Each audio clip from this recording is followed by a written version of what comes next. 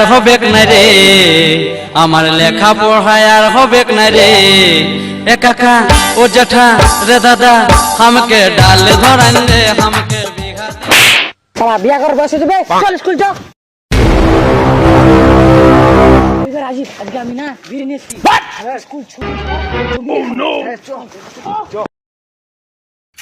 চলে আসলাম।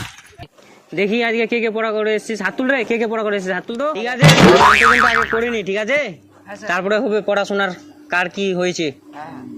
তাহলে প্রেজেন্টটা করছি, হ্যাঁ ভালো করে শুনবি। নেপলু উপস্থিত, টেপলু উপস্থিত, Chepta Yes, sir. Tepla yes sir. Langta. চল এবার সবাই পড়াটা বের করতো। স্যার বের করছি। কে কে পড়া করে এসেছিস রে, হাত তোল। ঠিক আছে, বল তো তুই পৃথিবী কেন ঘুরে? পৃথিবী কেন ঘুরে? আরে দেখে দেখেও বলতে পারছিস না, কি পড়েছিস রে? না স্যার পড়েছিলাম তো অনেকক্ষণ ধরে। কতক্ষণ পড়েছিস বাড়িতে বলতো? স্যার নেপলু তুই বল পৃথিবী কেন ঘুরে? কি গাড়ি চালায় ঘুরে? মানে আমি মাস্টার তো নাকি? কি গাড়ি চালায় ঘুরে জানো না?